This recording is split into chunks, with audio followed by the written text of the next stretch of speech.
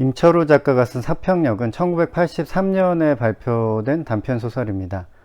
사평역에서 서울 가는 마지막 완행열차를 기다리는 사람들의 이야기입니다.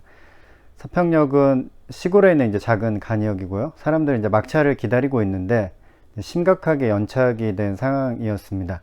그 당시에는 많이 그랬겠죠. 시골 간역에서 서울 가는 완행열차를 기다리는 사람들이 가지고 있는 각자의 사연이 이 소설을 구성하는 이제 주요한 이야기입니다.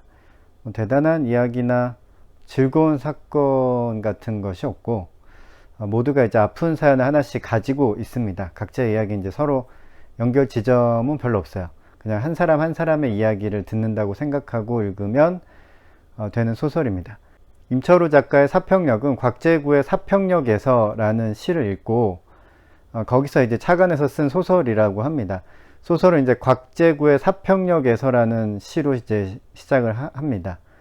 내면 깊숙이 할 말들은 가득해도 청색의 손바닥을 불빛 속에 적셔두고 모두들 아무 말도 하지 않았다. 곽재구의 사평역에서. 사평역에서라는 이제 시에서는 모두들 이제 아무 말도 하지 않았다고 하는데 임철호 작가는 사평역에 모인 사람들 한 사람 한 사람의 이제 이야기를 들려줍니다. 사람들은 다 이제 아픈 사연을 가지고 있습니다. 유쾌한 일이라고는 없고요. 대합실에 이제 앉아있는 5사람은 저마다 자신만의 사연을 전하고 있죠.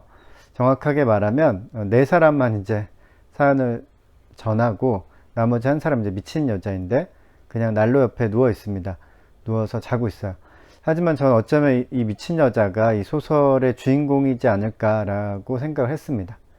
저는 이 소설이 전달하고자 하는 내용을 가장 잘 나타내는 문장이 다음 문장이라고 생각을 했어요. 꿈이라도 꾸는 중인지 떼국물에 젖은 여자의 입술 한 귀퉁이엔 볼락말락 웃음이 한 조각 희미하게 남아 있었다. 정신이 나간 여자요. 작가의 표현대로 하면 이제 미친 여자.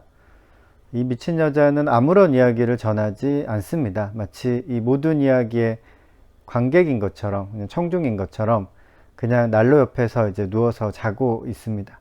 주변 사람이 볼 때는 이제 참 한심하고 대책이 없는 상황인데 그 여자는 이제 자신의 초라한 행색과는 상관없이 즐거운 꿈이라도 꾸는 듯 얼굴에 이제 웃음을 띠고 있습니다.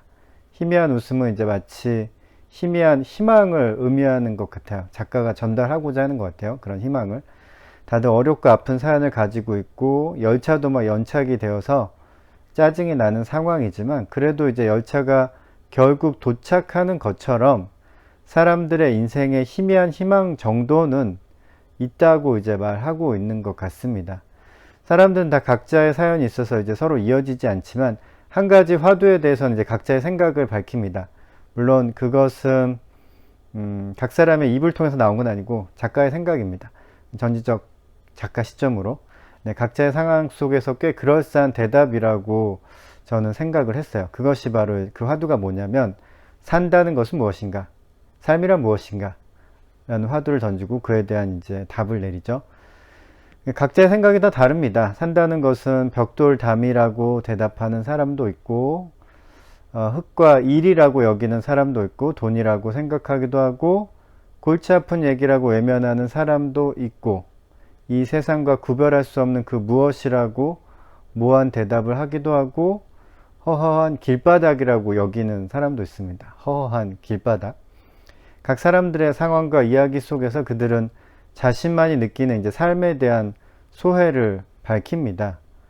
이 내용은 이제 사평역에서 벌어진 삶에 대한 철학적, 경험적 토론이라고 이름 붙일 수도 있을 것 같아요.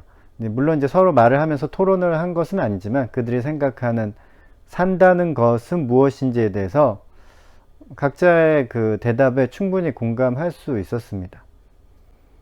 정말이지 산다는 것이란 때로는 저렇듯 한 두rum의 굴비, 한 광주리의 사과를 만지작거리며 귀향하는 기분으로 침묵해야 하는 것인지도 모른다. 아마 이 구절이 산다는 것에 대한 작가의 정리인지도 모르겠습니다. 산다는 것이 무엇인지 말로 어떻게 설명할 수 있느냐고 이제 반문하고 있는 것 같아요. 작가가 이제 막 설명을 했으면서도 침묵해야 하는 것인지도 모른다고 이제 말하고 있는 거죠. 어떤 느낌인지는 알 것 같아요. 한 두rum의 굴비, 한 광주리의 사과를 만지작거리면서 고향으로 돌아가는 기분은 나쁜 기분은 아닙니다. 네, 굴비나 사과가 별것은 아닌데 그래도 사랑하는 사람의 얼굴을 환하게 만들어줄 수 있는 작은 선물일 수 있겠죠. 그런 선물을 들고 내게 생명을 주었던 사람들과 그 장소로 돌아가는 것이 삶이라고 작가가 설명하고 있는데 묘하게 수긍이 갑니다. 알 것 같아요. 그 느낌을. 결론은 삶이 무엇이라고 정의를 내리기는 어렵지만 누구나 자신만의 정의를 내릴 수 있고 그것이 그 자신에게는 올바른 대답일 수 있다는 것이겠죠. 그리고 누구의 대답도 쉬운 대답은 없었습니다. 삶은 다들 어려워하는 문제인 것 같아요.